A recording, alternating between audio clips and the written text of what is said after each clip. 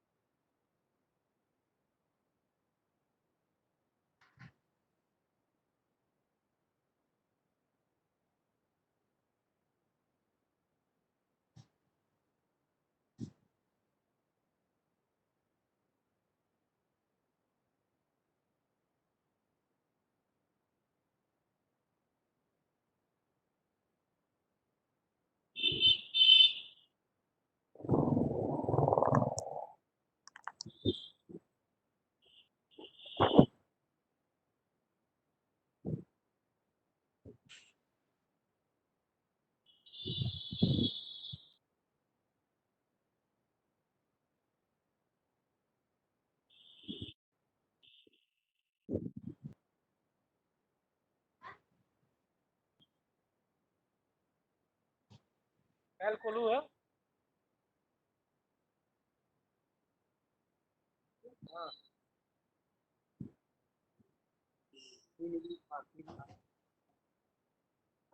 सबसे अच्छा कौन है? सबसे अच्छा कौन है?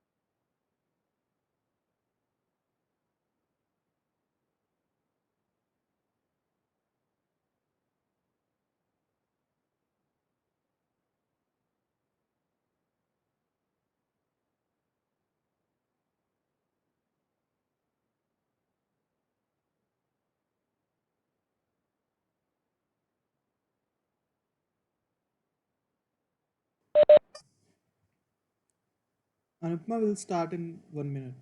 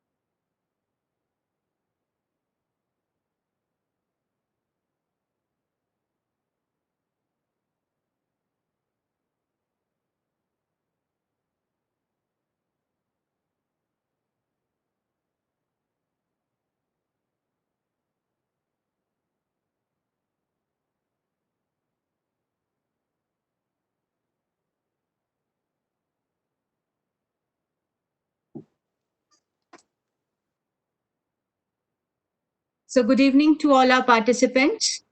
I'm Anupama Thakur and I'm the chair of IEEE ACSIR CSIO student branch. So, I welcome you all to the fourth day of IEEE Virtual Talk series, which are focused on photonics and optical technologies. So, today we have with us Dr. Nikhil Agarwal. So, he is currently working at Mahindra Susten as PV photovoltaic technology expert. And a brief intro about Sir. So he is a PhD in physics from IIT Delhi, experienced in industrial research and development, and worked on the cutting edge technologies like optical data storage devices, high concentrated PV module designs, thin film solar cell fabrication, and also on hydrophobic coatings. So, with this brief intro, I welcome you, sir, for your talk. Over to you, sir. Good evening, everyone. I think I will be audible because still I am trying to just get used to this online version of discussion. So let's go along with today's discussion. What we will be covering is the optics and how it is being used in solar energy. So we all know, okay, solar energy. When we talk about semiconductor. We talk about solar cell, how solar cell works. But we will try to see, okay, how optics is all along going in hand with the semiconductor industry to have today's devices. So with this, the content will be, I will just briefly discuss about company Mahindra Susten, with whom I am working with. Then we'll little bit discuss about solar energy. Then we'll go further into photovoltaics, and then we'll also go into concentrated photovoltaics, concentrated solar power, and then we'll summarize the talk. So briefly about Mahindra Susten. So Mahindra Susten is global Mahindra partner group of Mahindra and Mahindra. So if you see Mahindra and Mahindra, it's overall a 20.7 billion company. We are part of companies. Overall, Mahindra and Mahindra have around more than 2 lakhs employees. And the Mahindra and Mahindra group is spread across more than 100 countries all over the world. And we have already received Golden Peacock Award Excellence in Corporate Governance, received Japan Quality Medal. We have a market share of more than 48% in auto sales in India. And we are also the world's largest tractor company. So it's volume sale wise, but we are the world's largest tractor company from Mahindra and Mahindra group. From Mahindra and Mahindra group, the group from where I am coming is Mahindra Susten. We are the clean tech group of Mahindra partners. So the company I am belongs to is Susten by Mahindra, so Mahindra Susten, and it's a portfolio company of Mahindra partners. And the Mahindra Susten, formerly it was known as Mahindra EPC Clean Tech arm. Now we call it Mahindra Susten. So if you see Mahindra Susten, our vision is to be world's most admirable brand in renewable energy, and that's the thing we are working continuously to improve on. And then we have our mission statement to deliver maximum value to our all stakeholders while working harmoniously with the local and global community. So our idea is we work locally and globally to give our stakeholders maximum timeline wise. If you see Mahindra Sustain, we started in year 2010, and here in 2019 we have achieved several milestones. And the one I will, because the one, hello, yeah.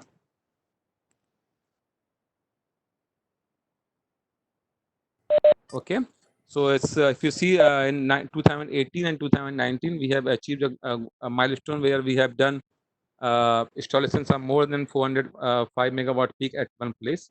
So that's how we have keep on strengthening our portfolios.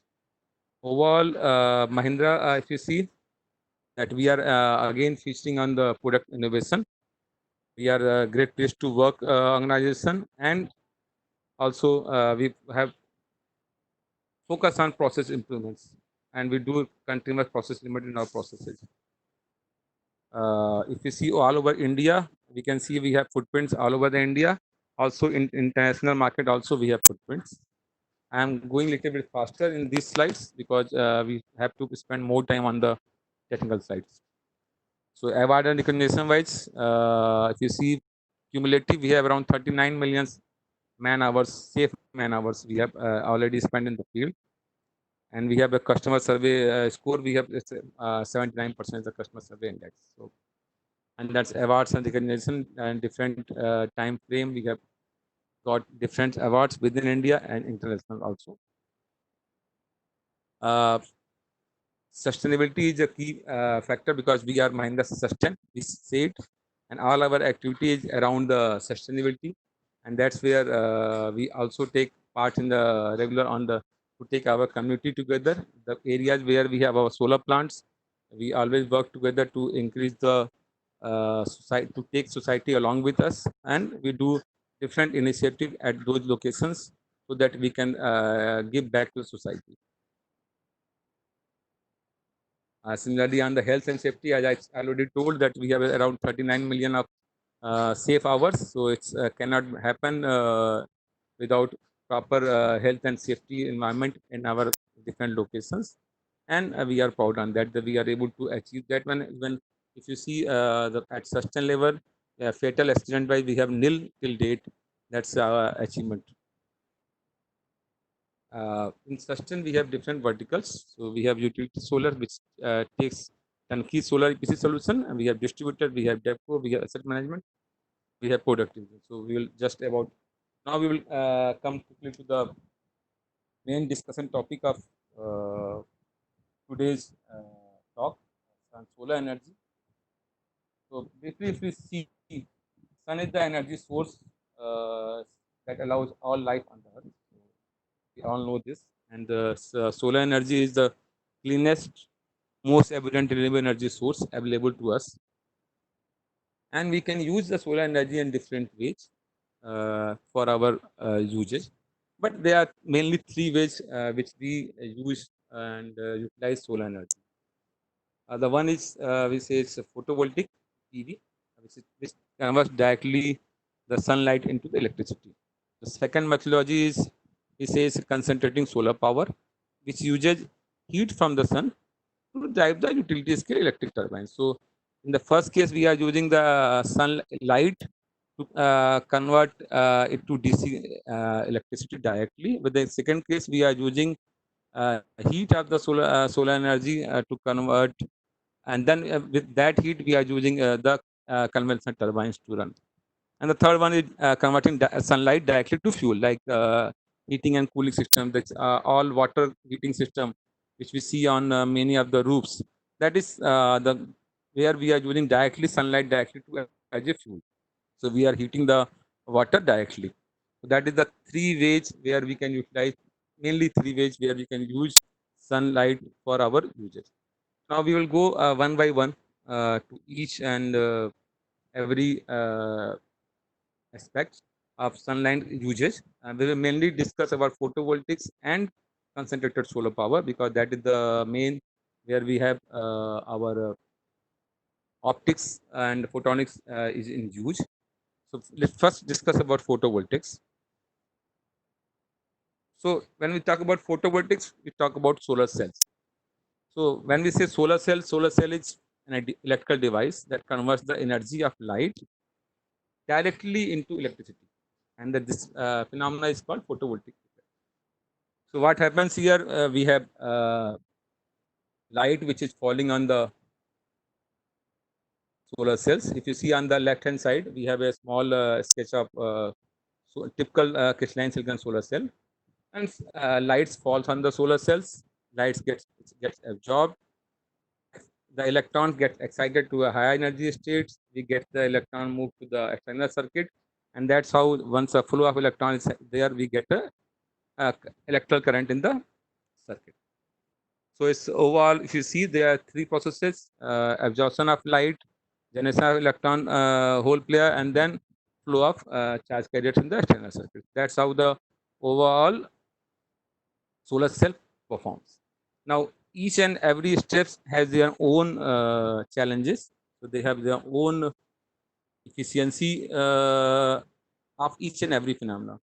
So what in solar cell, when we talk about in photovoltaic, when we talk about, the major idea is to improve the overall efficiency of the system. So when we talk about a solar cell, we talk about efficiency. Okay, how much light we are able to give on a solar cell, how much electricity it will be able to convert. So whatever power I am going to give on a solar cell, how much energy I am going to get it back. That's how we define P out upon P in. That's how we say efficiency. Now that's efficiency improvement is a continuous process in solar cells. And what we have seen that there one way where we say, okay, semiconductor material change wise, we can improve the efficiency of solar cells. At the same time, in the same type of solar cell, by improving different interfaces, using different approaches, we can also improve the efficiency. So in case of, let's say we talk about a crystalline silicon. So here we can avoid losses at different interfaces in a cell and modules, which results in increased efficiency. Similarly, if we talk about, we can also concentrate the solar radiation so that we can have larger absorption, a higher absorption in the solar cell, and then also we can improve our efficiency.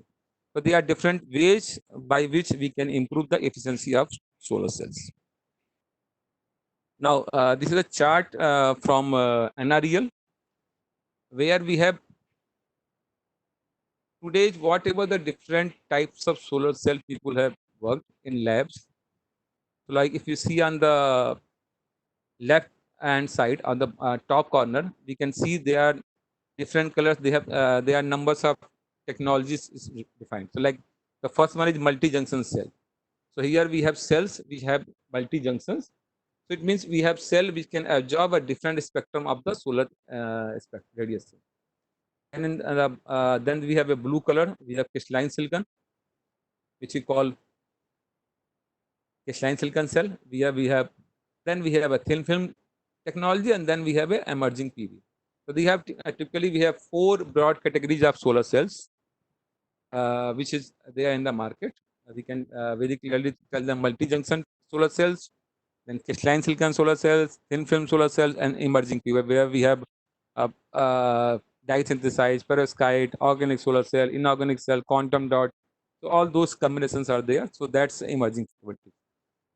So if you see, even in the case of multi-junction or crystalline silicon, we can see already that in multi-junction solar cells, we have achieved a cell efficiency of around 47.1. If you can see on the here, it's NREL 6J. It means 6 junction solar cell, and then its a number is written 143x. It means at 143 concentration. So here, this number of 47.1 has been achieved with a solar cell, a multi-junction solar cell, where you have 6 junctions, and also this has been done at a concentration level of 143x. So here we can see already we have two things coming to picture. One is multi-junction, and another is concentration. And if you see from 47.1 to on the bottom of this, then we have a 21.2. So what we can see, the crystalline silicon or thin film are different type of solar cell, which is based on the material of the solar cells. We have a different efficiency. That's how the change of semiconductor material, change of processing of semiconductor is giving us a different efficiency of solar cells. However, in the discussion which we will be doing today, we will more focused on the one type of solar cells and how we are able to increase the efficiency of those particular solar cells. Okay. Now let's discuss something about the crystalline silicon solar cell. That's today covers more than 95% of the overall photovoltaic market. So if you see here, I have given a three different solar cell diagram. So first one, let me just try to.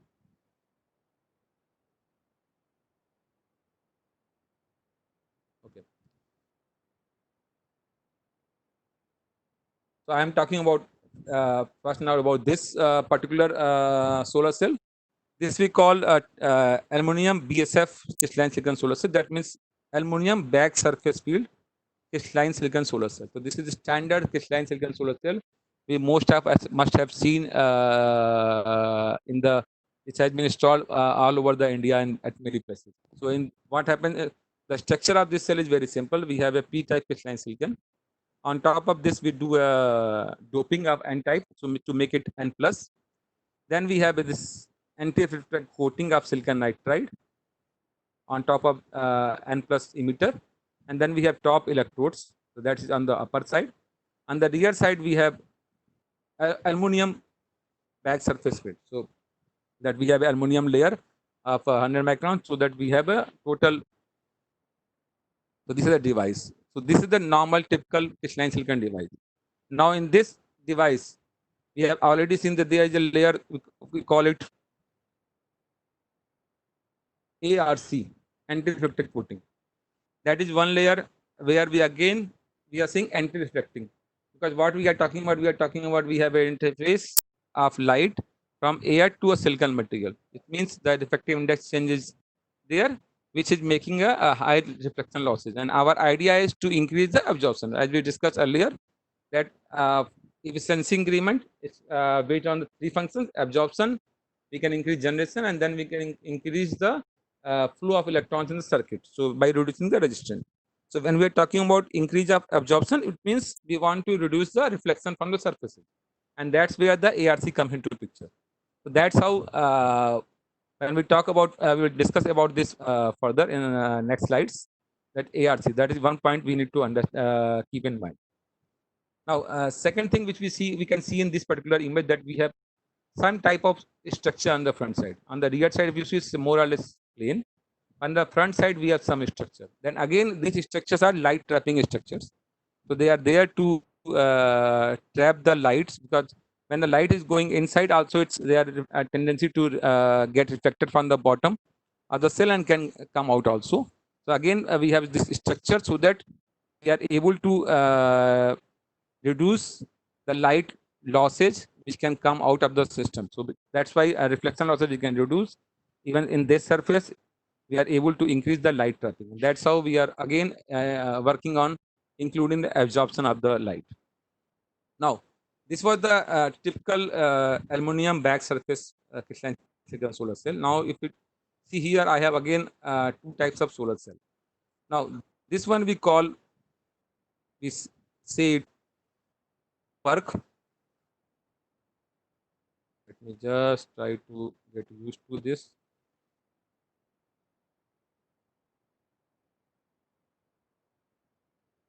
Okay. Now, when we say PERC, that is passivated emitter rear contact.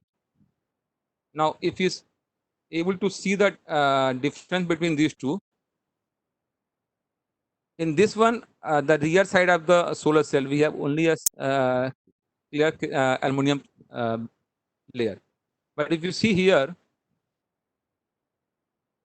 we have an additional passivation layer coming into picture. That is again this passivation layer, and then we have this aluminum layer. So now this what advantage we are getting by adding a small thin passivation layer of silicon nitride again here is that now if you see any light which is coming from top and this surface now with here again we are creating a change in the refractive index. So we have a silicon refractive index which is much higher, and then we have silicon nitride which is lower refractive index. So we are again making a change in refractive index, and that's making an internal reflection of the light which can get lost. So we are able to increase the absorption of light once again, and that's how with the this process of PERC we are able to increase the efficiency of solar cells. Now, if you see on the same itself, we have another improvisation. We are in this particular cell. If you see, we have more or less all the processes are same, but instead of this aluminum layer, thick aluminum layer, we have again only some fingers of it. So now we are able to have light. We can go from this side also, and on the same side, we can have light from this side also. So we are able to capture light from the both sides. That's why we say it's a bifacial solar cells. So now if you see same crystalline silicon solar cell, which change of some processes, which is again related to the optics by adding a rear passivation layer. We are able to add increase the internal reflections. We are removing the aluminum BSF layer and silicon nitride layer. We are able to have rear transmission also. So we are able to achieve solar cells which much higher performance. The advantage we get with rear passivation is like this: it reduces the electron recombination, as well as it increases the ability to capture the light. As I told you that light will get internally reflected, it will have much more absorption. And also, this will also help us to reduce the wavelength which are normally gets absorbed in the system to increase the heat. So that's how we are able to take advantage of these thin layers of silicon nitride at the rear side, optically as well as electronically, to increase the performance of solar cell. Now, if you okay, now we move to the next slide.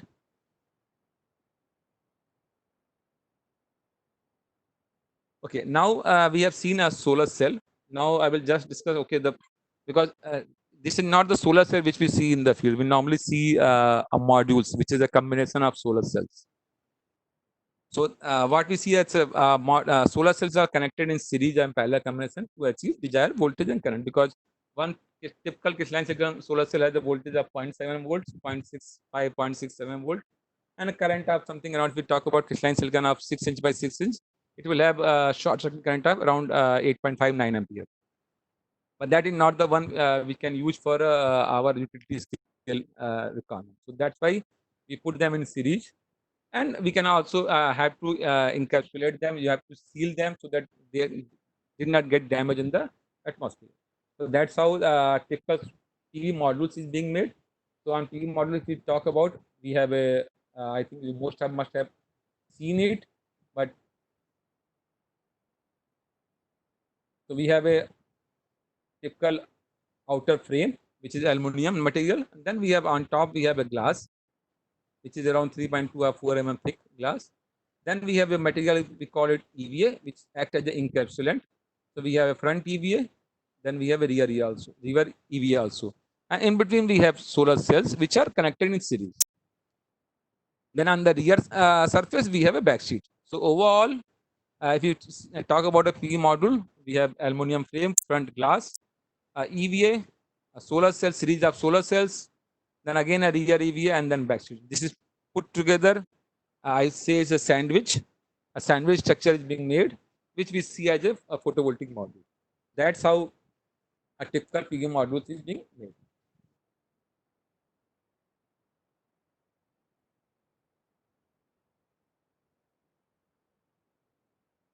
Now, in the what we have seen just in the last slide 21, that we had a module which is of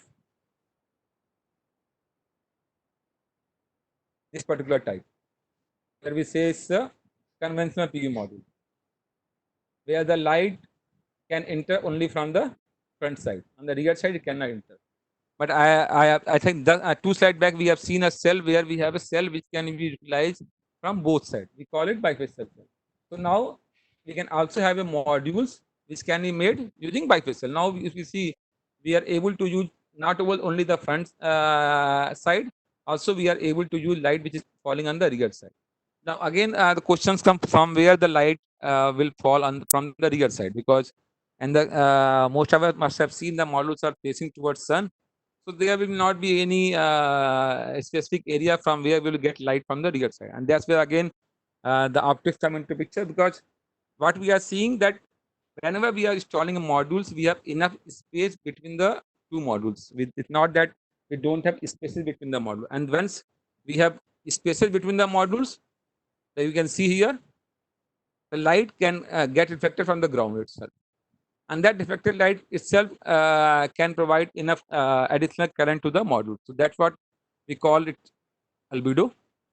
So the ground reflection is term which call albedo, and the bifacial modules are mainly the performance is mainly dependent upon the albedo of the surface. And then we also call a term bifaciality factor, which is then nothing only the performance of individual cell from front side versus rear side. So it's like let's say rear side is x power is coming and front side y power is coming. So it's x upon y.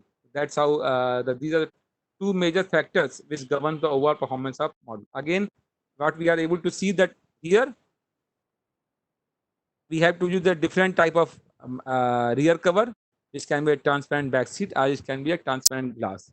So that's how we can see by just change of a small processes in solar cell, we are able to have a PV modules or solar energy. We can able to harness the solar energy in a very efficiently, and that's how what at Mahindra also right now we are doing the work on bifacial PV module itself, and we have put a couple of test beds so that we can gain more knowledge and more information about this particularly new area of bifacial PV module.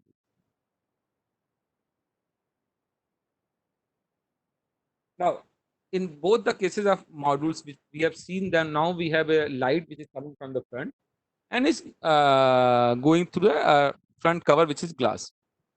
Now, so they are again we are seeing there is an interface which is air to glass, that is air effective index we talk about 1 and glass we talk about 1.5. So we have a reflective index change here again. So that at that interface we understand that okay, the reflection losses will be happening, and the way we can improve this, we can reduce these losses, we will be able to increase our overall module efficiency. That's one thing. The second thing which we have just seen that in the module, when we talk about, we have again a layer of EVA and solar cell. So we have again a EVA reflective index, which is something around 1.5, and then we have a solar cell with reflective index around silicon, which is around 4. So we again a huge reflective index differences, which may again will give us a additional losses at that interface. So now these two interfaces, if we can work upon some methodology to improve the performances, to reduce the losses, reflection losses at these two interfaces, ultimately we will be able to improve the overall performance of our system. And now we will just see how, if you see in this particular image which is on the left side, that on image we have a glass which is on this particular side, we have a glass which is coated with the layer we call it anti-reflecting coating, and on the rest of the side we have a glass which is not coated with the anti-reflecting coating, and we'll just see how it's impacting the performance. Now, if you see when we talk about glass air interface, so there are multiple methods which we can employ to reduce the reflection losses. The most suitable option is to have a lambda by 4 thickness thin layer with reflective index of around 1.25 to 1.3. So that's how that thin layer of anti-reflective coating is used in most of the solar glasses in these days.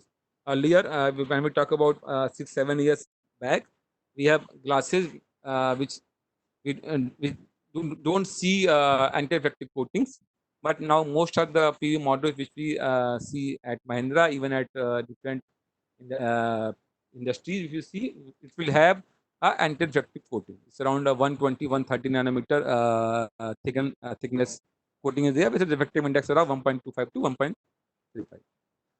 Now, if you see the second image in this particular slide, we can see the transmission of around uncoated glass is something around 91, 92% on average, 91%. And if you see the transmission of a coated glass, which is something around 94 or 95%.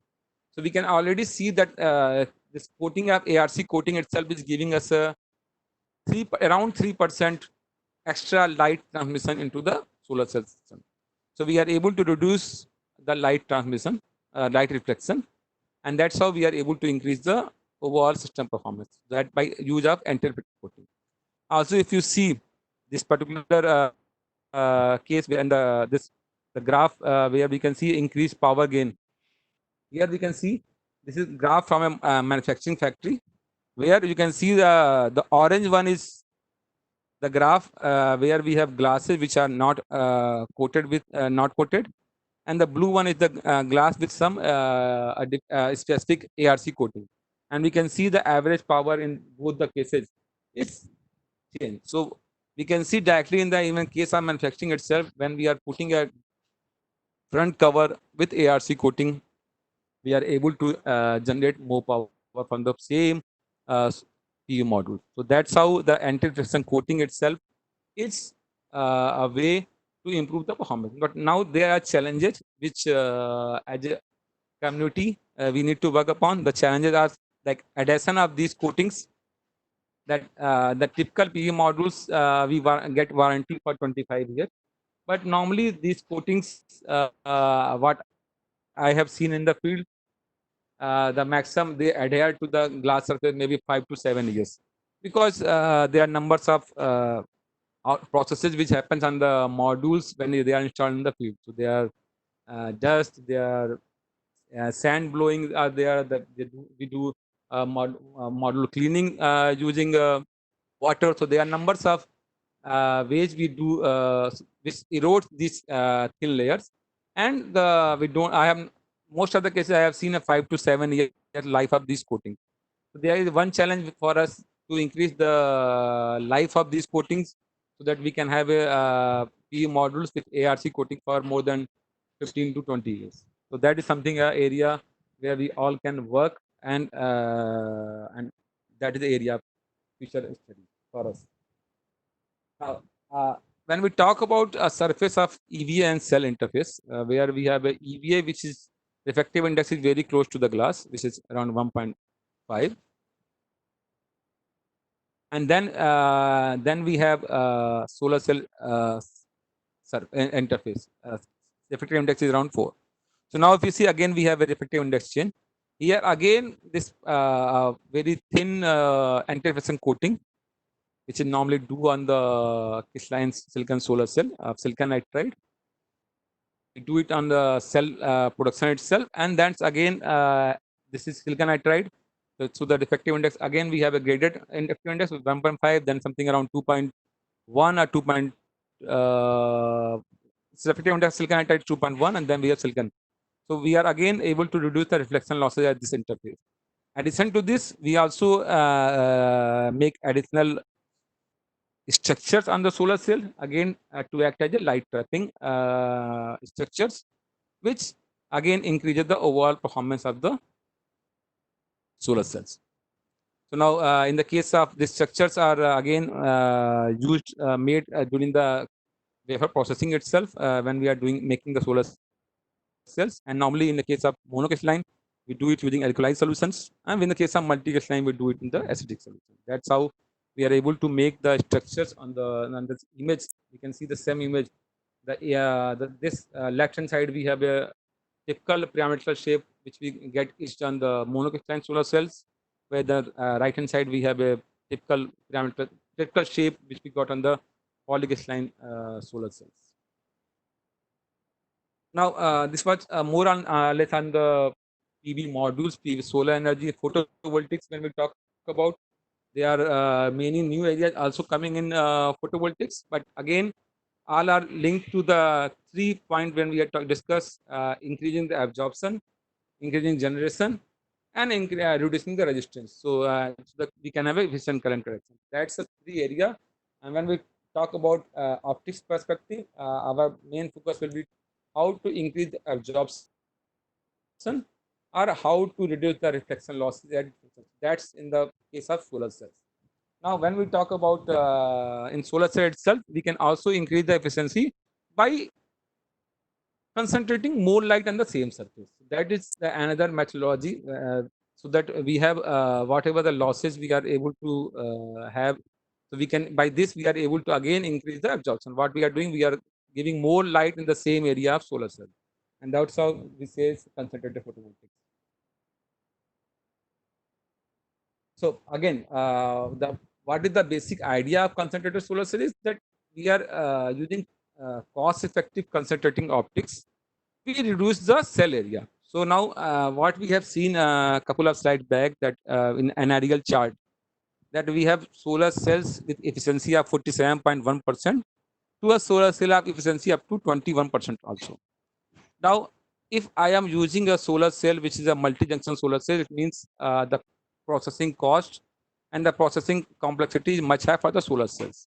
So for me to utilize the same solar cell effectively, what I will do, I will use a smaller area of that particular solar cell and will use a concentrating optics, so that I am able to use that smaller solar cells and able to draw the desired output. Now, when we talk about concentration, normally high efficient solar cells, multi-junction for low area can be used with these optics. One challenge with concentrating optics, that we have to use these particular modules or this structure concentrating optics only in the area where we have a high direct normal radiance. Because when we talk about concentrator optics, what we are saying that we have a set of light beam entering in optics, and then we are concentrating into a smaller area. So in this case, we will not be able to use the diffuse light. So we have to have a area where we have a direct normal radiance which is higher. Then we can classify the concentrating system based on the concentration factor. The first one we can say is high concentration PV. So it's a high HCPV we say. A typical concentration is something around 300 to 1000 times. And normally when we have a very high concentration system, we used to track the sun continuously. And that's why whatever the device we are making, it has to follow the sun path. And that's where we have to have a 2-axis tracking system. And normally for this type of concentrated solar system, we use third, fifth multi-junction solar cells. And then we have a low concentrated PV, which is typically less than 100x we talk about. Here we can have 1-axis tracker also and 2-axis tracker also. So, and typically here we use crystalline silicon or some other cell with no need to use a multi-junction solar cell, which is much costly. Okay. So why we are not able to have a concentrator which is more than 1000x? So that's where this Hindu conservation law comes into picture. That so that whatever the spatial extent of the beam, so when we say beam cross section, and to the angular acceptance angle of the beam, that product cannot be decreased. So it means whatever the beam size we are taking into, if we have a larger concentration, we will have the reduced acceptance angle, and then we see the concentration is directly proportional, inversely proportional to the sign of the acceptance angle. So typically, for ideal concentrator, we will have acceptance angle which will around 1 to 2 degrees. But when we talk about a real product, we have concentration angles which are much lower than these numbers. You will just see a couple of examples in next slides, and you understand what is the different method. Now, in this particular slide, we can see there are different types of concentrator systems or shown. The first one, which is Fresnel lens based system. We all know Fresnel lens how it works. I am not going to that in deep, but if you again see the Fresnel lens system can be utilized very well for a concentrating purpose. We all understand that okay, this is very complexity of this particular concentrator is much low, and however, and the system can be compact also. But again, when we are concentrator with the Fresnel lens, the acceptance angle is something around 0.5 degree. It means what happens when we say 0.5 degree only, it means I have to track the sun path with the 0.5 degree better accuracy. So that's the challenge which comes with the Fresnel lens concentrating system. Now, the second system which we talk about is a compound parabolic concentrator.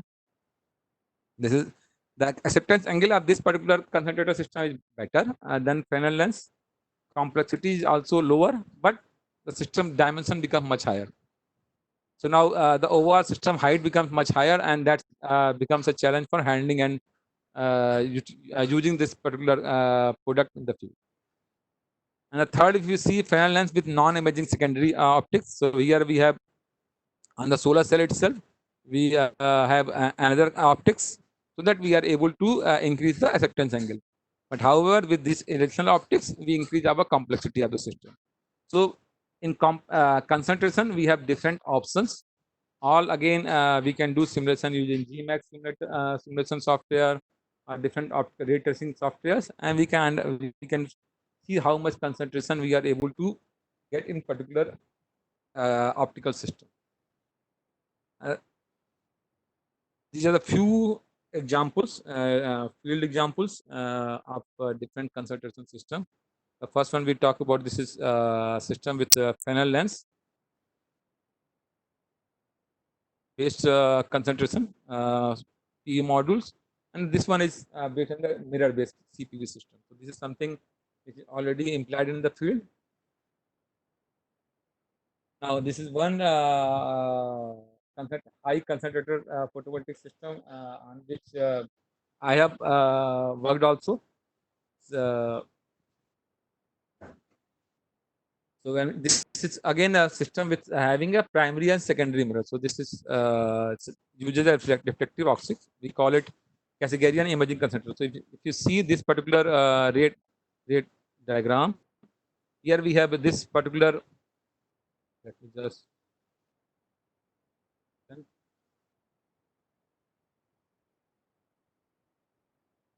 So this is a primary mirror. We have this primary mirror. Then all the light which is falling on the primary mirror is getting reflected to the secondary mirror, which is secondary mirror. And then from there, the reflected lights are going to the optical guide. This is a prism shape optical guide.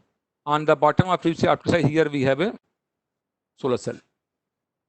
So the theoretical optical concentration of this particular structure is around 650x, and the acceptance angle have, because it's using primary and secondary mirrors, and then we have a optical kaleidoscopic rod also. So we are able to achieve a acceptance angle around 1.5 degree, which is in these type of systems with 650x is good enough. And if you see this particular image, this is a PU module, which is something around 300 watt peak module, using a very small, because a solar cell in this particular individual case is only of 1 centimeter square. So if you see when we are talking about a crystalline silicon solar cell, where we have a cell size of 6 inch by 6 inch, but in the case of this concentrator, we have a solar cell multi-junction, but cell area is only 1 centimeter square, so 1 centimeter by 1 centimeter. So that's how by using a concentrator system, we are able to reduce the overall semiconductor device area itself. So we are able to reduce from 225 centimeter square to only 1 centimeter square. And that's how this overall high concentrator system works. Now, the next system is what we talk about. It's concentrator solar power. Here again, we have use of optics. We can see on this particular image itself, we have parabolic mirrors which are being used. Now, in this particular case, the sunlight is actually can be achieved by harvesting thermal energy. So here in concentrated solar power, what we are using the thermal energy of the sunlight.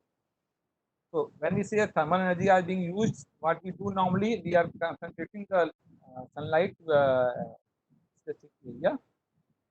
So here we say sunlight are being focused on the long pipe. Just we have seen in the last slide, we have a on this particular we have a long pipe and then we have parabolic mirror. So all the lights are being reflected to the this long pipe. So on these pipes we have a specific coating. These coatings are again very specific and if we are able to increase the absorption coefficient of this coating so that it can absorb from UV to IR, we will able to have a much better absorption of thermal energy to the fluid which is inside the tube. So we will be able to improve the efficiency of the system. So normally the ideal requirement is perfect black absorber, and that's why our this carbon nanotubes, even metallic nanowires, and different combinations are being used, are being tried to have a coating which is much more durable as well as the absorption is much higher. Quickly, we will go a couple of types of concentrated systems. We can see we have in the field we have parabolic through system, then we have a linear fresnels, then we have power tower, then we have a disk type. So we have different types of solar thermal power plants which are already deployed in the fields. So quickly, if you go through the parabolic through plant, here again we can see on this particular image, which on the left side, we have a parabolic mirror which is concentrating the light on the center pipe. So this pipe is consisting of fluid, we call it thermal oil, and which on the temperature of the thermal oil is around 293 degrees centigrade, and by using of this concentrated light, we are increasing the energy of temperature of this oil. So this heated oil is then being stored, and whenever it's required, we are able to that this thermal energy is being transferred to the stored in the as a steam in the system, and then whenever it's required, we are able to use that steam for our conventional generator. So here we can see that this system itself can be utilized. So what the advantage of this system particularly that we can use as and when required. We don't have to. We cannot have the dependency. Okay, we will have to use only when we have a sunlight. So we can have a sunlight in the day. We can store the thermal energy, and later in the evening, when there is a peak demand, we can use this heat energy to run our conventional steam generators. So the idea here is to have a absorber coating, which is on these particular tubes, which are perfectly black, so it can absorb as much as possible. The same time, the reflector material itself, that's another requirement. The coating which is on the reflector materials has to be durable, and so that it can be able to survive in the field for more than 30 years, because the overall life of these systems is something around the 25 to 30 years.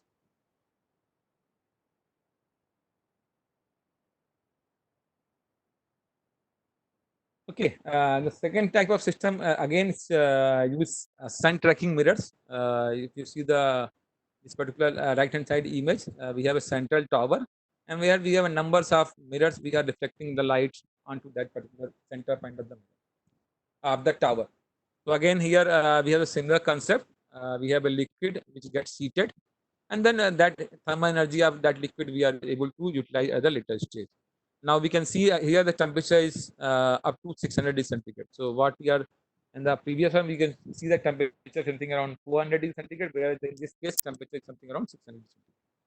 And that's where now we are able to use some different materials also. The molten salt people have started using, so that we will able to use the energy. We can store the molten salt for a much longer time, and we will be able to utilize the energy when as and when required.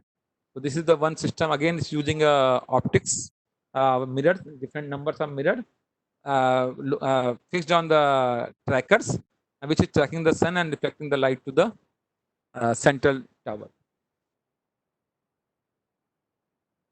And another system, so again on similar concept, but here we have parabolic mirrors, which are again focusing the light on the center point, and through which we are this high temperature oil is getting heated. Again, we have a temperature here, it can reach up to 800 degrees centigrade. And in India, if you want to see these systems, you can also go to National Institute of Solar Energy. All these three types of systems are installed there, so anyone can even go there and with the required permission from the authorities, and can see them working there.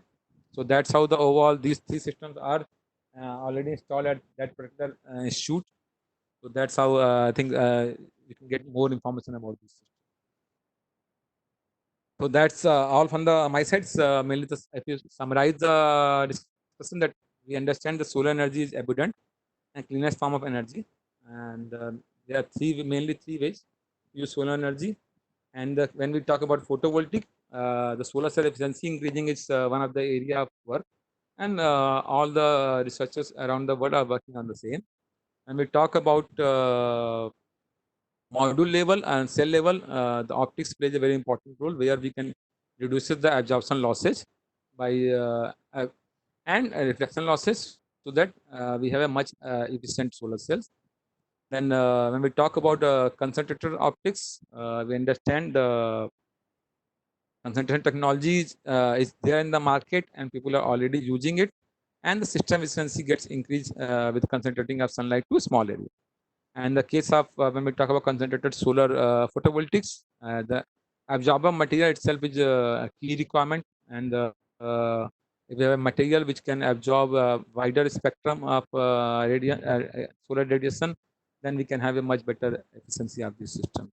And with that, I would like to stop my presentation. Thank you.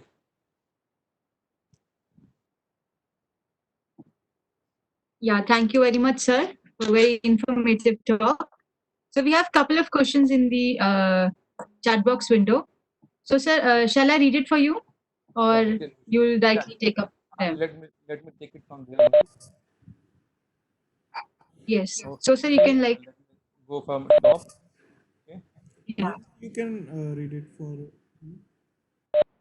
Okay, I can read it Okay. No issue. in the You can read. meanwhile.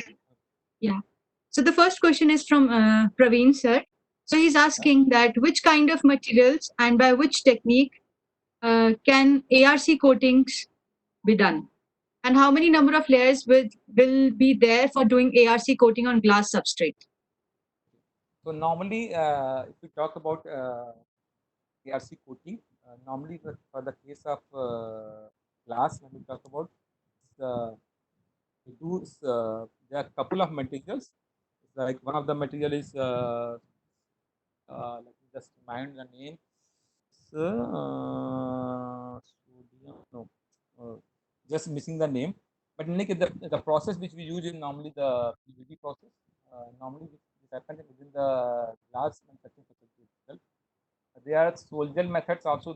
There are a couple of people who have solution-based ARC coating material also, where you can have this silicon oxide nanoparticles embedded on the polymer material. And then you do a coating of this particular layer on the glass, and then you do the heating of this particular layer. Then you have a thin silicon oxide layer on the top of glass. But again, there are numbers of methodology, numbers of method. The current challenge in the market is that all the manufacturers, they go with the glass manufacturer directly.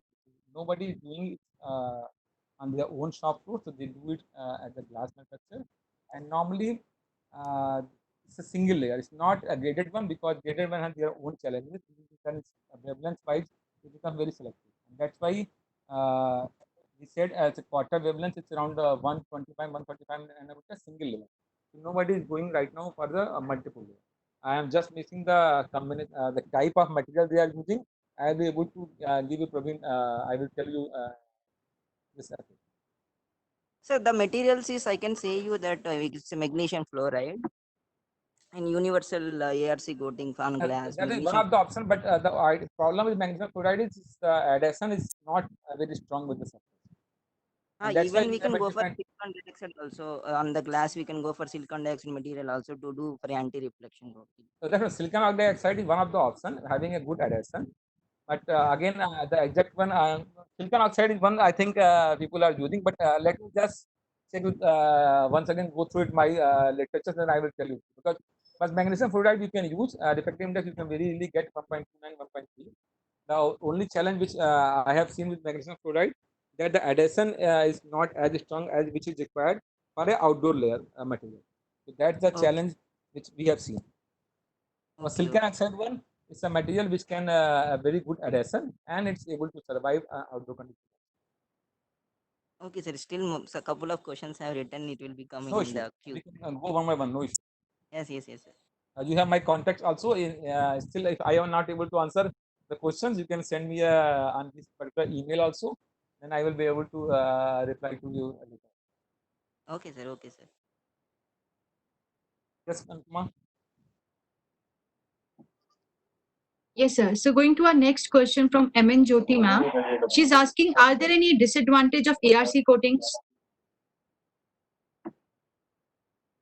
Disadvantage of ARC coating. Yes, Yes, sir. let's understand there is a when we are talking about the ARC coating, and let's say on the case of solar cells itself. Let's say I am keeping air to glass interface ARC coating separately. When we talk about in solar cell case, when we have p-type crystalline silicon base, and then on that on top of that we have done a n plus diffusion.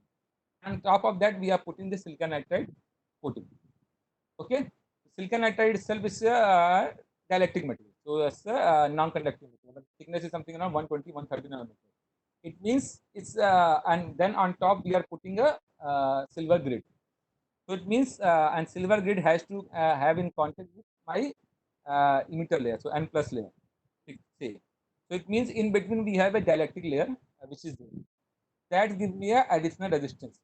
However, I am right now what we are doing, we are this particular silver on top which we are using. Let me just go to that particular solar cell structure. Then I think I will be able to explain it more better way.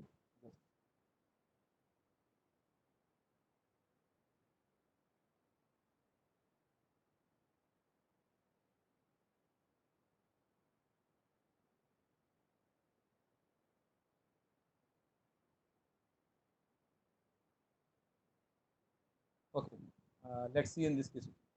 Now, if we what we had just discussed that we have a anti-reflection coating which is on top of this particular geometrical shape structure.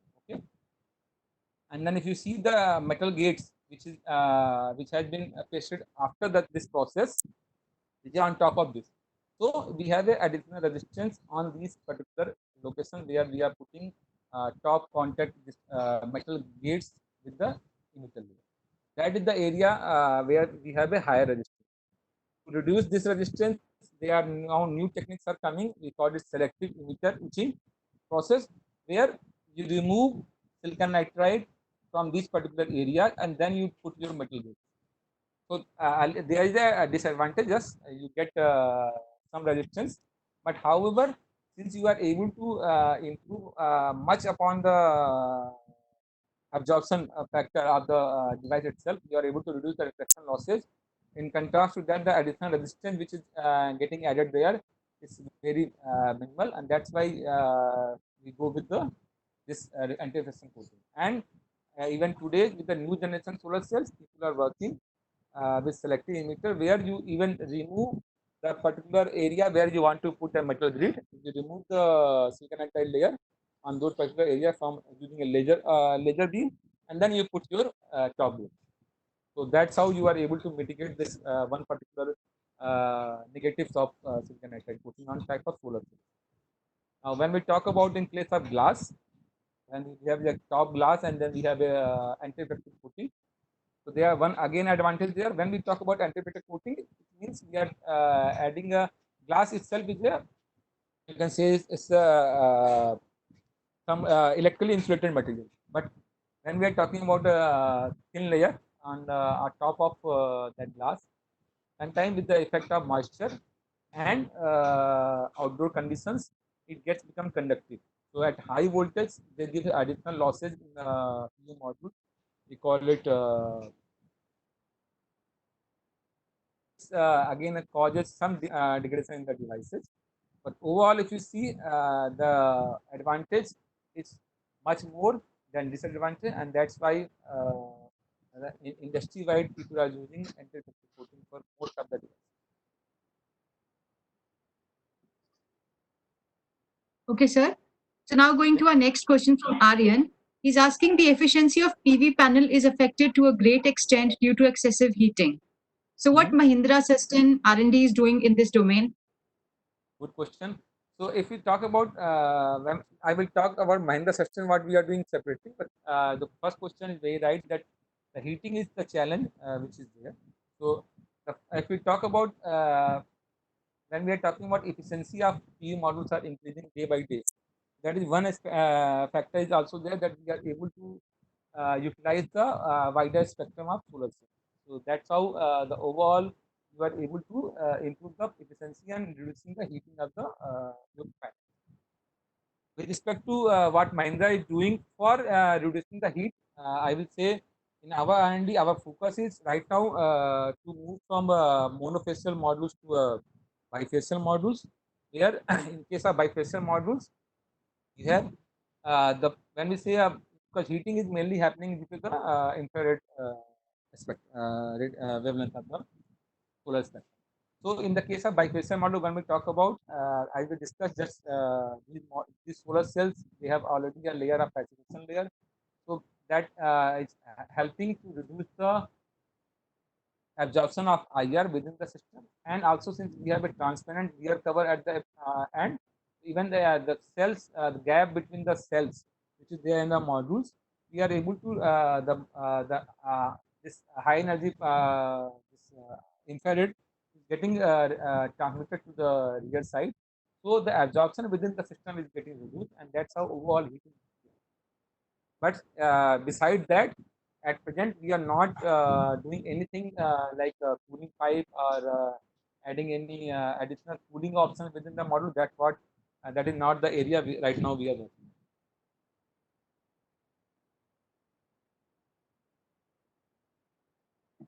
Okay. Yes, sir. Going to our next question from Praveen, sir. Which design and process parameters should be controlled for developing graded index ARC coating on glass substrate? Again, when we talking about, that's why I'm saying when we are talking about glass substrate, we can always have a graded index ARC coating. That then we have to see that since we want to utilize a wider spectrum of solar spectrum for transmitting into the solar cells, so we need to see the overall overall transmission of the this particular thin film layer, the graded thin film layer. That it should not be very selective to a particular wavelength. It should be a overall transmission should be increased after implementation of the graded index. And second, the adhesion of the particular the graded index when we're talking about multiple layers, the overall adhesion of the system on the glass should be enough so that it will be able to survive the outdoor environmental conditions. Because what we have seen also, the outdoor condition, one test we normally do on our modules also is sand abrasion test. So where we have we use sand of Rajasthan or very corrosive sand, and we do an abrasion test on the glass surface. And anytime when the ARC is not good enough, we can see the top ARC itself get damaged. So at the end, the advantage which we are taking to get using ARC coating, after a couple of years only you will get those advantage evaded on the field. That's why the adhesion becomes a very critical point for any commercial application of ARC. By which method this graded index ARC coating can be developed in Mahindra system? Like See, deposition technique or any other kind of deposition technique you will be used to do see, this kind of. in past I have used PVD because normally we have when we talk about in lab, we normally do in a very small coupon size only. So I have used PVD techniques and thermal ablation I will never suggest So PVD is the one because you want to have a layer which adhesion is strong enough. So thermal PVD is evaporation is ruled out. PVD is one option you can try out. But I require to ask which way the graded index coatings will be developed. PVD is the one method, very good method that I understand. I know. Yes. So how the graded index coatings will be developed in a technical manner? I am asking the question. Okay, let's say understand. Let's say what we are saying. You have a glass. So first thing, what I understand is the simulation you should do. What are the different material options you have? The idea is to have a material, a thin layer having refractive index which is in between the air and glass. So what we are talking about air is 1 and glass is 1.5. We want to have a refractive index which is something in between, overall refractive index. Now the layer, let's say we talk about silicon oxide, something around 1.35 or 1.4, you can easily get in your lab when you are depolishing it. So first layer which is enclosed to the glass will be have a refractive index which is closer to 1.5. Then we have a second layer which will be closer to the air. So we can have a third layer also. But you have to do first a simulation of these three independent layer putting together of different thickness to see how the overall when you are putting a white light to your simulation software you are doing it, and then how much output you are getting. First thing will be simulation. Then once you decide on the layer thicknesses, on the refractive index of individual layers, then you can go for the material selection for those specific refractive index, and then you will go for a deposition. So it will be three steps. First, a simulation, second, selection of material, and then the deposition. I think I will able to answer the question. If not, then we can discuss also in offline.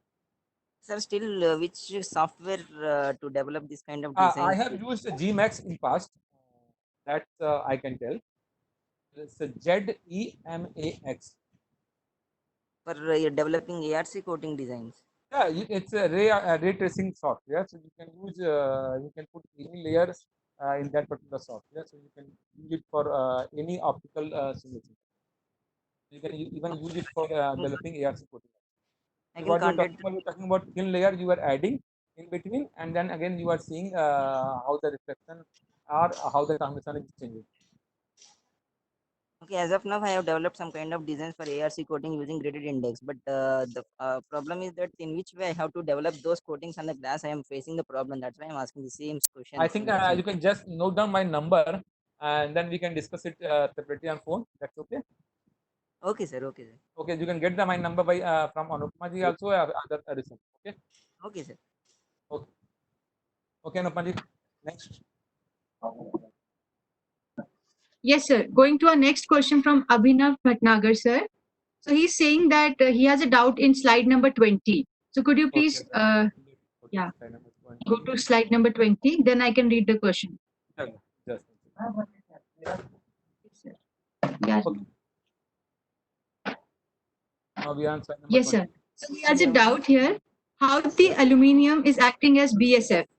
As what I have studied, that BSF is produced by a more doped semiconductor to reflect back the holes back to the terminal in this case. So where is aluminium? Whereas aluminium will not produce such field, it will only reflect. He has a doubt here. Yeah. Okay. Now, if I understand, I will know this particular what we're talking about. So we have a P-type extension. Okay. And then you have a aluminum layer. When you are heating the whole system, because this aluminum paste, when you do, then you heat it at a temperature something around 500, 550 degrees. So what happens? This particular aluminum it also gets diffused within the silicon solar cells. So now at the end, at the real surface of the solar cell, you have a P plus structure, and that's how this aluminum works as a drag surface. Okay. Okay, sir. So next question again from Abhinav is, what are the opportunities for researchers working in thin film PV technology to collaborate and develop more efficient solar cells? Can you just repeat it because internet was not correct? Once again. Okay, so he wanted to know like opportunities for researchers in thin film working PV technology. Okay. So If you talk for thin film, the challenges are much more because there are a couple of real issues. First real issue is thin film itself is a capital intensive technology. So even when I have worked upon a CIGS or maybe organic solar cells. So when we talk about thin film solar cells, like let me just go to the slide where I have a different technology. Then we can have a when we talk about solar cells or thin film crystalline this CIGS or cadmium telluride and alpha silicon. There are different three or four categories of thin film. So these technologies of thin film are very capital intensive. So and that's the challenge where it comes into it. So that in India, at least only one or two labs who are working right now in the under thin film, and most of the cases even at Mahindra also we are not working on in research perspective on thin film. We are mainly working on the crystalline PV model application side because the equipments are capital sensitive, and the same time the processes for these this CIGS or CFT are very unique to individual labs. So when I was working in CIGS, we had a totally proprietary our own CIGS process. Similarly, the First Solar having cadmium telluride, they have their own unique process. So that's where the challenge is there in the thin film because the one who is working on the thin film on multiple years, they are able to master the technology and this is their know-how. That's makes a little bit challenging in the case of this particular thin film technology. But when we say thin film, the emerging PV itself is another area of thin film because when we talk about energy PV, when we talk about organic solar cell or we talk about perovskite or quantum dots, again we are talking about absorber layer of something around 100 nanometer, 120, 150 nanometers only. Again a thin film, but the coating methodology in these cases are very different. They are maybe spin coating or spray coating, and that is the area where we see a lot of opportunity.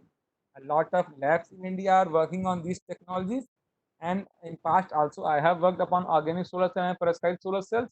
So this is something area where opportunities are there within the academics at this stage. However, if we talk about industry wise, the opportunities are limited, but time what I have observed that this especially perovskite, the way it's moving, the efficiency chart is moving, we can see that very shortly even the already in radar of Mahindra section we are already started having internal discussion and collaborating in couple of labs on perovskites. Similarly, the perovskite with the crystalline and combination or perovskite with CIGS combination is the area of future where our researchers can focus and there will be a definitely work which is going to be for industrial scale application also in couple of Okay, sir. So there are some general questions after this. So first question is from Vijay. He's asking what is the core focus area of Mahindra Sustain in PV? And Okay. are you all working in some fundamental research on material aspects? So could you throw some light on that? If we talk about Mahindra Sustain, our as I told, our core business is EPC. So it's EPC engineering procurement and commission. But at the same time, that's our core business. When we say means our energy is diverted toward that particular aspect of the business. However, as a technology company, because when we have to have a sustainable business model needs also investment on new technology. And that's where at Mahindra, what we do, we are not doing a fundamental research on material perspective, but however, we are working with our partners on evaluation of new PV technology. So, like as I told you with discussion also, that we at Mahindra we have already installed a couple of megawatts, around 10 megawatts of bifacial modules in the field, which is already in the field from more than a year. So now we are already evaluating different technologies. Not only one technology, it's a combination of P-type bifacial, N-type bifacial, then bifacial modules with different type of structure. So like so, we are our area is more or less application oriented. We are not in the material perspective. Same time, that is on the solar, just 1 second.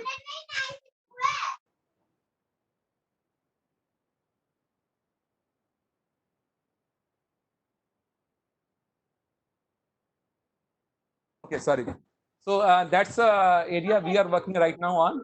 And electronics wise, there another area that because overall what we are working on the products wise.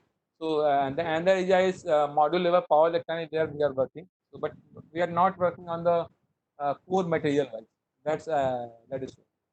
But we are working on the applied Okay, sir. application wise. Okay, sir. So again, there's one question like from research scholars. So like, are there any requirements for researchers to get a job opportunity at Mahindra Sustain? Yeah, I again say that as when we talk about researchers, our focus is on the material research and the in case of solar cell, when we talk about mainly on the how we are able to extract more from the PV module. So that's where we have always have opportunity. We already have people from different IITs. So our there we work mainly on the electronics side or the side the electrical side of the system. So it's mainly when we talk about PV modules, how we are able to have a most because when we talk about the electricity generation, we have one part which is DC, and then we have a part which is AC. So DC to AC conversion is also there, and then transmission of AC to a utility grid.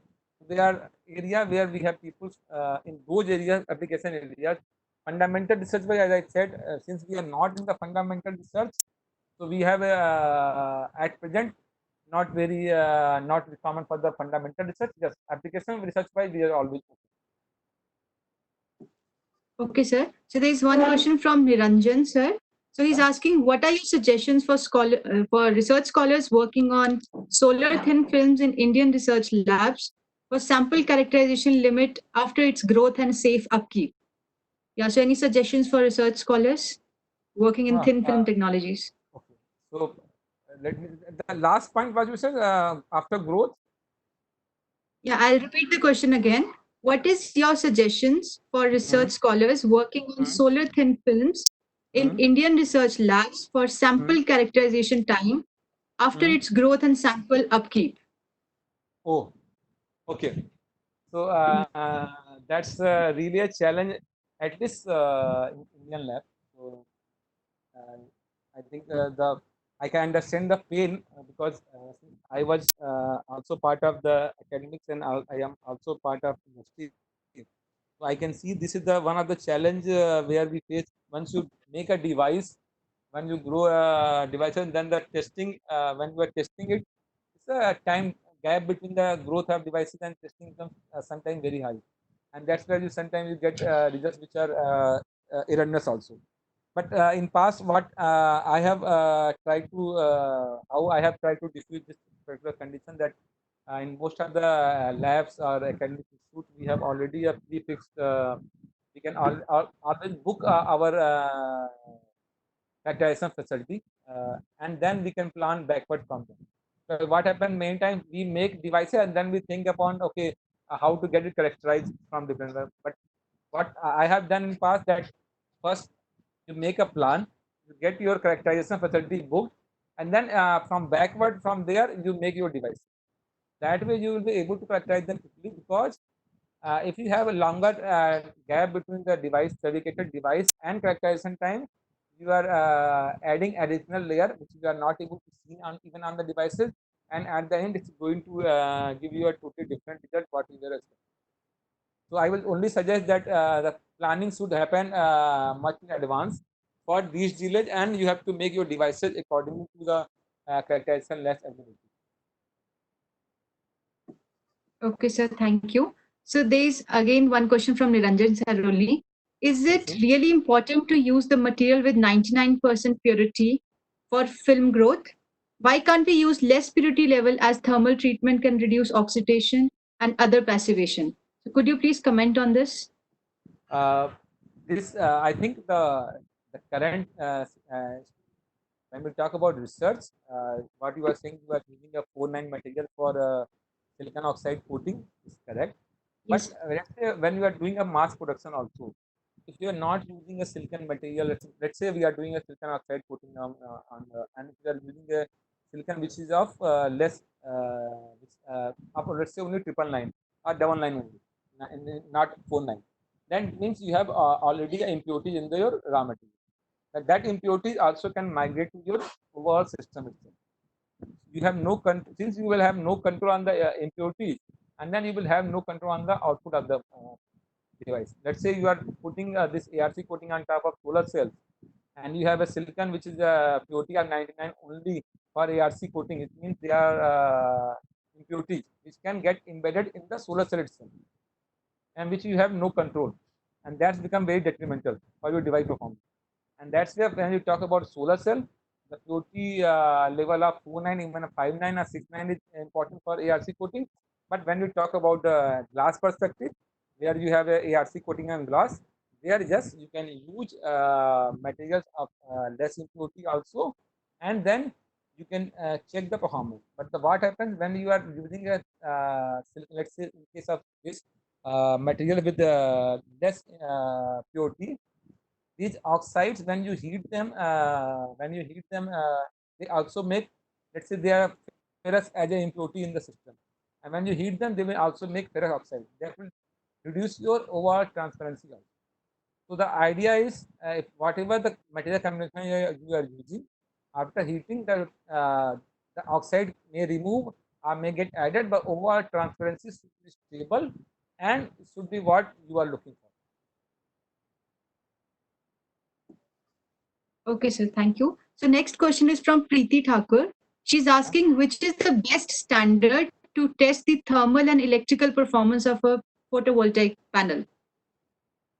When we talk about thermal or photovoltaic performance, they are, I will say, IC International Electrochemical Society has standards. It's called it 61215 -1 -1.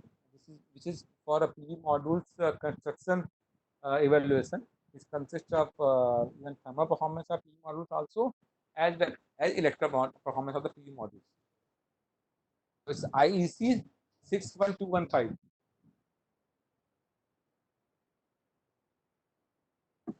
Okay, sir. So next But you question will not again. be able to get the e-copy of this, and that maybe have some challenge, but maybe some institutes may have this available. Otherwise, but this is the standard you can follow for testing any PV module. 61215, and then secondary of this one is 61730. These two are the in combination is used for evaluation of PV modules. Okay, sir. So next question again from Preeti. She's asking how to calculate energy or heat generated in concentrating lens under solar irradiance conditions. Good question. So let's what we are talking about. We have that here itself we have what we can see. We have concentration in this particular slide. You can see on the top. You can see we have the concentration of 143x. So now what we are talking about, you have a solar radiation which you are concentrating of 143x, and part of you are only you utilize around 47%. So you can very easily calculate what is the IR part of this particular spectrum on the solar cell, and then that unused energy which is of the solar cell of the solar radiation, it will react into heat, and from there you can have a calculation by which you can get how much the heating it can generate. More detail, even I have to go through some literature survey and then only I can tell. But that is something you can roughly calculate from the calculations. Okay, sir. Thank you. So next question from Nagendra Prasad, sir. He's asking, what's your opinion on flexible thin film solar cells? Good. Flexible thin film solar cell is, I will say, they are this application only, not for mass application. That is first thing. Second thing, because they have their own limitations. So let's say when we talk about life of flexible thin film solar cell, its life is not as high as the typical PV module which we have seen. First thing. Second thing, the thin film solar cells for a small scale application are there in the field from many years. Most of us must have seen this calculators and everything where we have a small thin film solar cells on a very thin substrate. However, the long-term misapplication wise, they are in the field and people already have thin film modules with CIGS as well as organic solar cells. But for mass scale deployment, I see a challenge with them, and they will have always a niche application. Okay, sir. So now we'll take last two questions quickly. So the question is from Praveen, sir. He's asking how can ARC coating avoid reflection losses in oblique incidents when we place the solar cell in tilted position to the incoming sunlight? Okay, I think Praveen, what we are discussing here again. Let's say let me go to the so the efficiency of reduction in reflection will not be same as normal. That is correct, but it will still be working so that we will be able to improve the reduce the reflection losses. But the efficiency, let's say when you are doing checking the efficiency in the case of normal incident, let's say you are gaining something around 3%. But when you are talking about the oblique incident, this gain will not be same as 3%. And that I think you can very easily calculate using the Snell's law how much you will be able to achieve using when you are using this ARP coating at oblique only. But it will reduce further, definitely. Okay, sir. So next question from Niranjan, sir. He's asking why can't we grow single crystalline CIGS and other compounds film like silicon seed growth for achieving higher efficiency? CIGS itself is a core material. It's a quaternary material system: copper, indium, gallium, and sunlight. If you see the phase diagram of this CIGS and single crystalline growth, because what I have observed when we're talking about crystalline silicon, the CIGS itself, the phase diagram wise, you have a very narrow window for developing this a good CIGS. And CIGS itself, single crystal one growing at that particular temperature is a little bit challenging, because I have seen a secondary because when we talk about copper, indium, selenium galide, so you have always a probability of getting copper selenide or maybe gallium selenide, the secondary phases getting generated in the layer. So single crystal, I have right now not the any finite answer on this. Sorry, because Okay, sir. So we'll take up last question. That is from yes. Sonal. So she's asking what can be the possible methods to increase the stability of perovskite solar cells? Could you comment on that? Good. So perovskite solar cell, I think Sonal already must be understood that what are the different causes of perovskite solar cell degradation. So we have already understood one of the cause was indium and bromide degradation. That was one of the area where people have already moved to a different type of precursor. But encapsulation is the one area which I personally feel is this can help a lot. And then the interface layers, because in the case of whatever the perovskite material we are making, the type of interface layer we are using is very important, because if you see we are using ITO coated glass, then we are using a TiO2 layer in most of the cases. Then we have this absorber layer, and then on top we have another we call it whole transport layer. Then the type of whole transport layer we are using for perovskite materials, it's very high impact on the stability in combination with the absorber layer combination. So if you can play with the whole transport layer properties, maybe different types of whole transport layer, you will see a change in the overall stability of these units. Okay, sir. So there is one question from my side. Yes. So which materials are generally used for designing whole transport layers? Like which material is used as a whole So transport layer? we have normally, I have used even P.PSS. Then we have used tungsten Okay. oxide, moly oxide, the material having a higher bandwidth. So Okay, moly sir. oxide, tungsten you. oxide, and then P.PSS. These are three materials I have used in my devices. Okay, sir. Thank you. So, sir, now you can stop sharing your screen. And to end up this session, yeah, we shall have a group photograph with our speaker. So I request you, sir, to kindly turn on your camera. Okay. Yes, sir. So thank you very much, sir. Very informative session we had today. And Thank you. we had many, yeah. Thank you so much, sir. So I request everyone to turn on their camera. We can have a group picture to make it memorable for all of us. Hello.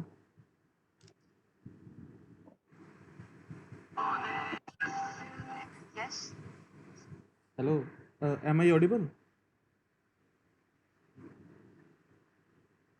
Hello. Yes, Rishabh, you're audible. Okay. Sir, I have one question. Since many of the participants are graduates and graduates here, so Yes. I would like if you can guide them how to get the internship opportunities in your company at Mahindra's. So see, for internship, we can always contact to me also. They have my email ID. But in any case, what I can do is I can give you the email ID of our HR. So normally we take interns in our facility for a couple of months so that they can interns can also get used to the SQL Okay, sir. format. At the same time, we can also because normally what I prefer give some small short-term project to the intern so they can also do the things and can learn. So, but that is possible. I can share with the HR email ID. You can get it contact. Sir, one more connected question. Since many of us are researchers also here, PhD scholars. So, since Mahindra is also working on solar cells and research, there are many people here who are working on solar cells and its allied applications. So, if they want Yeah. to have a joint collaborative project with the industry, so industrial project, so how can they opt for it? See, there's always set standard protocol at Mahindra also. The idea is whatever the new project which we are talking about, that has to be in line with the goal of Mahindra. So let's say talk about me if you come to me for a research in solar cells. As I told that we are not working directly on the material, we are mainly on the applied side. But if you come to me for a work which is in relation to a module and you are going to do some joint study on performance and different condition, different environmental, then we can work together differently. So it's the whatever the project we are discussing is has to be in line with the goal of Mahindra System, and then we can work together. It's not a problem because at the end we are also going to gain something from that. We are same time you will also be getting something, and as the industry you will also understand new thing about the maybe new type of defect generation, new type of degradation mechanism. So anything which is in line with our work, we can always work together. Okay, sir. Thank you so much, sir. Very Hello. informative session we had. Full talk. Yeah, Anupama, I also had one question with sir. Can I ask? Yeah, please go ahead. Yeah, Yes, yes, just Manjari. last question. Hi, Nikhil sir. Hi. Okay. Sir, I wanted to ask that can Mahindra Systems support for the this PMRF fellowship, Prime Minister Research Fellowship? I have to check that because that's anything on the Okay. Sir, fellowship. kindly check it. Yeah. That I can check. Let Sir, me let check it, us then know I'll. because there are many people, yeah, searching for the job. Fine, sir. Plus, And Fine. thanks a many lot for students the are very working. informative talk. Yeah, Yeah. Thank you. There are yeah. many Many research people are working in scholars. this area, so it will be Right. And everybody's confused that where will their research be implied. So I guess you are a very useful person for them. So kindly being a very senior person, you can help them out also. Okay, no issue. No issue, Okay, Manjari. sir. We will be yes, seeing sir. for the positive answer from you. Okay. Yes, sir. Yeah. Don't think I have arrested you here. No issue, no issue. Don't worry. Because I And know sir, thanks a you lot very for the well. very wonderful and very informative talk. I think for 36 minutes you are answering the questions. So this shows that how Yes. much people are interested. Yes, sir. Thank you, Definitely. thank We you. had a But I very think interactive that session also. also help us also because we also Yeah. understand what are the different questions in the minds of students. And that's help us to Yeah. prepare So better. okay, thank you from all of us, sir. Thank you. Yeah. Thank you. Yeah. Thank you so much, sir. Thank you. Thank you, sir. Thank you. Bye bye. Bye. Take care, sir. Bye. Does any postdoctoral Thank you, sir. opportunity? Thank you. Yes. So I have an announcement to make to all our participants of this series. So actually, we have treasure to get in two very eminent and distinguished professors. So we'll be extending this series for 2 more days. So now this series will not be 5 day; it will be 7 day series. So we'll have the sessions till 30th at the same time. So I request everyone to stay updated with us, and we'll be posting the more information on it. Yeah, thank you all. Great. Stay safe. Okay, Take care. Yeah, Thank you, participants. Bye. thank you. Stay safe.